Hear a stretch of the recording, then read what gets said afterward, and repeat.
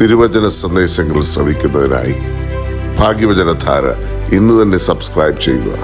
ദൈവം നിങ്ങളെ അനുഗ്രഹിക്കട്ടെ. ത്രിയേക ദൈവത്തിന് സ്തുതി. ഭാഗ്യവചനധാരയിലേക്ക് ഏവർക്കും സ്വാഗതം. ഇന്ന് നമ്മുടെ ചിന്തയ്ക്കായി വിഷയവിഭവിപ്പിക്കുന്ന വാക്യം പരിശുദ്ധനായ പൗലോസ് ശ്ലീഹ കൊരിന്ത്യർക്ക് എഴുതിയ 1-ാം ലേഖനം 14-ാം അധ്യായം 20-ാം വാക്യം. സഹോദരന്മാരെ, ബുദ്ധിയിൽ കുഞ്ഞുങ്ങളാകരുത്, തിന്മയ്ക്ക് ശിശുക്കൾ ആയിരിപ്പീൻ, ബുദ്ധിയിലോ മുതിർന്നവർ ആകുവിൻ.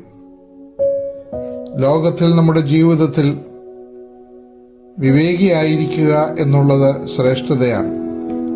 വിവേകത്തോടൊപ്പമാണ് വിനയവും ഉണ്ടാകുന്നത്. വിനയത്തിന് 2 മുഖങ്ങൾ. ഒന്ന് ദൈവത്തോടുള്ള ബന്ധത്തിലും മറ്റത് അന്യരോടുള്ള ബന്ധത്തിലുമാണ്. ആദ്യത്തേത് ദൈവത്തിലേക്ക് നമ്മുടെ ദൃഷ്ടികളെ ഉയർത്തുവാൻ നമ്മെ പ്രേരിപ്പിക്കുന്നു. രണ്ടാമത്തേത് മറ്റുള്ളവരുടെ മുമ്പാകെ നമ്മുടെ തലകളെ വണക്കുവാനും. ലിയോ ടോൾസ്റ്റോയ് ദൈവസമക്ഷവും മനുഷ്യരോടും സദാ വിനീതനായിരുന്നു.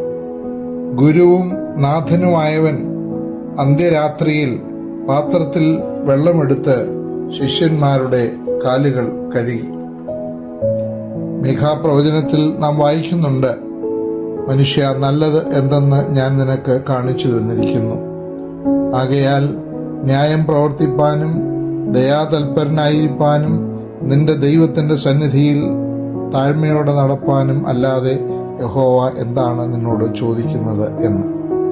അപ്പോൾ ന്യായം പ്രവർത്തിക്കുകയും ദയവുള്ളവനായിരിക്കുകയും ദൈവത്തിന്റെ സന്നിധിയിൽ താഴ്മയോടെ നടക്കുകയുമാണ് നമ്മെപ്പറ്റി കരണീയമായിട്ടുള്ള കാര്യം.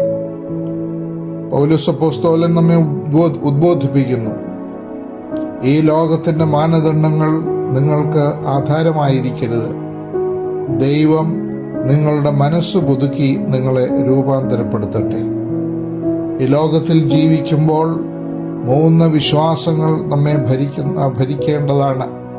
1 ആത്മവിശ്വാസം, 2 ദൈവവിശ്വാസം, 3 മറ്റുള്ളവരിലുള്ള വിശ്വാസം, self confidence.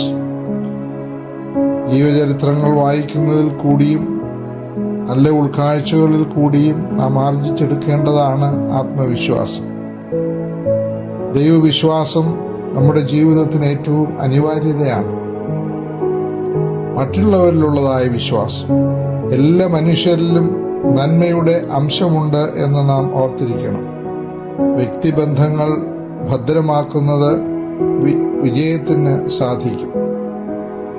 Behavioural science, communication, ഇതെല്ലാം നമ്മുടെ സാമാന്യ ബുദ്ധിയും പ്രായോഗിക ബുദ്ധിയും വർദ്ധിപ്പിക്കുന്ന കാര്യമാണ്.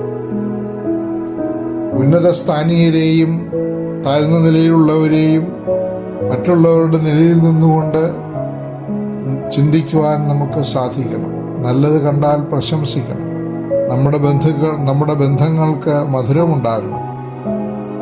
ഇന്ന് ലോകത്തിലെ നമ്മുടെ ബന്ധങ്ങളും നമ്മുടെ ചിരികളും ആഫ്രിക്കൻ എഴുത്തുകാരൻ സൂചിപ്പിക്കുന്ന പ്രകാരം അവർ സ്മൈൽസ് ഹാവ് ബിക്കം ടേസ്റ്റ്ലെസ്. പ്രസാദാത്മകത നമ്മുടെ ജീവിതത്തിന്റെ ഭാഗമായിരിക്കട്ടെ. ദൈവസാന്നിധ്യ ബോധത്തിൽ വളരുമ്പോൾ നമ്മുടെ ജീവിതത്തിൽ പ്രസാദാത്മകത നമ്മുടെ ഭാവമായി തന്നെ മാറും. വിശ്വവിഖ്യാതനായ കവി ടാഗോറിന്റെ ഗീതാഞ്ജലിയിൽ ഒരു പ്രാർത്ഥനയുണ്ട്. അങ്ങയുടെ അരികത്തിരിക്കാൻ ഒരു നിമിഷാർത്ഥത്തിന്റെ ധാരാളിത്വത്തിനായി ഞാൻ അർത്ഥിക്കുന്നു. അങ്ങയുടെ ദർശനം ഇല്ലാതെ എൻ്റെ ഹൃദയം വിശ്രാന്തിയോ വിരാമമോ അറിയുന്നില്ല. അങ്ങയുടെ മുഖാമുഖമിരുന്ന് ഈ മൗനത്തിന്റെ തുളുമ്പുന്ന വിശ്രാന്തിയിൽ ജീവിത സമർപ്പണ ഗാനം ആലപിക്കേണ്ട മുഹൂർത്തമാണ് ഇപ്പോൾ. നിത്യജീവിതത്തിനു വേണ്ടി പ്രത്യാശയോടുകൂടി നമ്മെ ഒരുക്കുന്ന ഒരു പ്രാർത്ഥന. ജീവിതത്തിൽ പ്രസാദമുള്ളവരായി, സന്തോഷമുള്ളവരായി, മറ്റുള്ളവർക്ക് സന്തോഷം പകരുന്നവരായി നമുക്ക് മുന്നേറാം. ദൈവം നമ്മെ ഏവരെയും അനുഗ്രഹിക്കട്ടെ.